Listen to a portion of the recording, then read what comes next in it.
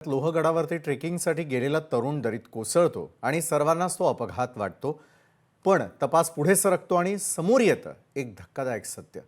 ज्याच्यासोबत सात फेरे घेण्याची तयारी सुरू होती त्याच होणाऱ्या नवऱ्याच्या मृत्यूचा कट होणाऱ्या पत्नीनंच रचल्याचा आरोप उघड होतो। प्रेम, विश्वासघात आणि थंड डोक्यानं आखलेल्या कटाची ही अंगावर काटा आणणारी कहाणी पाहूयात।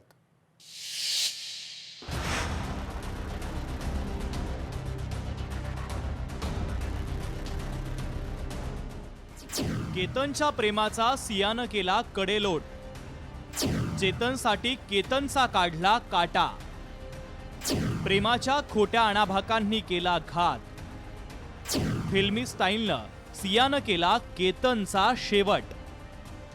चेहऱ्यावर निरागसपणा पण मनात घातक कट। पुण्यातील सिया गोयल आणि चेतन चौधरी या प्रेमी युगलावर केतन अग्रवालच्या हत्येचा आरोप आहे। फेब्रुवारी महिन्यात सिया आणि केतनचा साखरपुडा झाला होता। नोव्हेंबरमध्ये लग्नाची तारीखही निश्चित झाली। मात्र लग्नाची तयारी सुरू असताना सिया आणि तिचा प्रियकर चेतन यांनी केतनला कायमचं संपवण्याचा कट रचल्याचा पोलिसांचा दावा आहे। लोहगड किल्ल्यावर ट्रेकिंगच्या बहाण्यानं नेऊन केतनला दरीत ढकलल्याचं तपासात समोर आलंय। सुरुवातीला अपघात वाटणाऱ्या या घटनेमागे नियोजनबद्ध कट असल्याचं पोलिसांच्या तपासात उघड झाल्यानं खळबळ उडाली आहे। मयत केतन विशाल अग्रवाल यांच्या ज्याच्याबरोबर लग्न ठरविला होता आणि काही दिवसाने लग्न होणार होता सिया गोयल त्याच्याबरोबर त्याचा नाता काही दिवसापासून वाईट झाला होता आणि त्याच्या तापसात काही भांडणासारखे प्रकार सुद्धा झाले होते। आणि याच्यात एक तिसरा इसम जे आहे तो चेतन चौधरी नावाचा आता होता आणि तो व्यक्ती ही सिया गोयलचे बरोबर त्या दोघांनी कट रचून त्याला मारण्याचा त्यांनी कट रचला। अग्रवाल बिल्डर्सचे सुपुत्र असलेल्या केतनचा सिया गोयल सोबत फेब्रुवारीमध्ये साखरपुडा झाला। दोन्ही कुटुंब आर्थिकदृष्ट्या सक्षम। नोव्हेंबरमध्ये जयपूरमध्ये भव्य लग्नाची तयारी सुरू होती।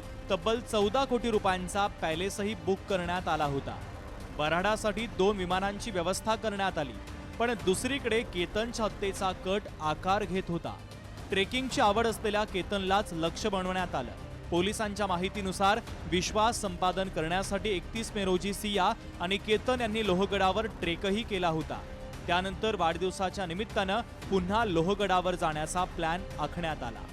माझा असा विचारधारणा आहे की हा कट मागे अजून पण त्यांच्या परिवारमधल्या काही लोकांचा हात आहे।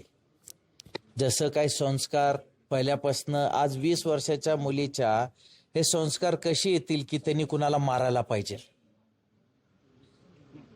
हे संस्कार येऊच नाही शकत। म्हणजे हे त्याला त्याच्या आई वडिलांनी, त्याच्या भावाने या त्यांच्या आत्याने त्यांना कुणी त्याला शिकवलं असेल या ते ह्या सगळ्या कटांमध्ये सहभागी असू शकतात। मी त्यांना विनंती केली आहे की आपण पूर्ण इन्व्हेस्टिगेशन घेऊन त्यांच्यावर आरोपपत्र दाखल करा।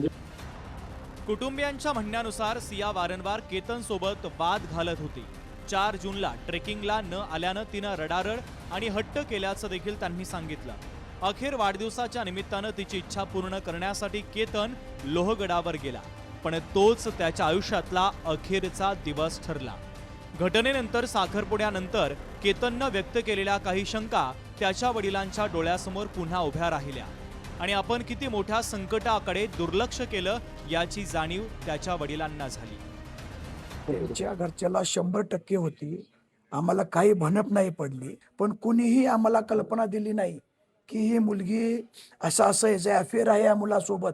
कुणी सांगितलं नाही। त्यांनी प्रपोजल दिलं, त्यांनी आमच्या नेहरू मित्तल आणि नरेंद्र मित्तलनी मागं लागले आणि तेव्हा ते जमलं। आम्हाला काही कल्पना नाही याच्यात असा घात होईल म्हणून। माननीय मुख्यमंत्र्याला हेच प्रार्थना आहे की फास्ट ताबडतोब निकाल करून ताबडतोब दोषींना फाशीची सजा द्यावी। चेतन चौधरीला या सगळ्या प्रकरणामध्ये फसवलं जात असल्याचं त्याच्या काकांनी म्हटलंय। चेतन चौधरी असं करूच शकत नाही, तो चांगला मुलगा आहे, तो स्पोर्ट खेळतो असं त्यांनी म्हटलंय। सोशल मीडियावरून काहीही अफवा पसरवल्या जात आहेत। सिया गोयल हिला आम्ही ओळखत नाही, बातम्यांमधूनच आम्हाला माहिती मिळाली। दुकानातील कामगारानं शेटनं फोन मागितला म्हणून त्याला दिला, त्यांनी त्याचा फोन इथे दुकानात ठेवला होता। तू कशासाठी गेला, तो कधीच गेलाय, आम्हाला काहीही माहिती नाही, कायदेशीर लढू त्याच्या कॉल संदर्भात सुद्धा आम्हाला काही माहिती नाही, असं आरोपी चेतनच्या काकांचं म्हणणं आहे. अभी सोशल मीडिया पे तो वन साइड कुछ भी बता रहे हैं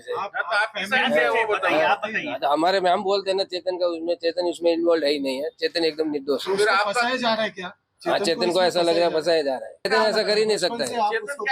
चेतन एकदम एकदम सादा सीधा लड़का है, एकदम स्पोर्ट्समैन, वो खेलने में रुचि रखता है। एका प्रेम संबंधासाठी रचला गेलेला कथित कट यामध्ये एका तरुणाचा गेलेला जीव आणि उद्ध्वस्त होण्याच्या उंबरठ्यावर आलेली 3 कुटुंब, विश्वास, नातं आणि प्रेम या शब्दांनाच हादरा देणाऱ्या प्रकरणानं अनेक प्रश्न निर्माण केले. लोहगडावरील हा मृत्यू अपघात नव्हता तर कट होता असा आरोप आता तपासातून समोर येतोय. मात्र या संपूर्ण प्रकरणाचा शेवट न्यायालयीन प्रक्रियेनंतरच स्पष्ट होणार आहे. सुशांत डुंबरेसह बालाजी पोद्दार, लोकशाही मराठी, पिंपरी चिंचवड, पुणे.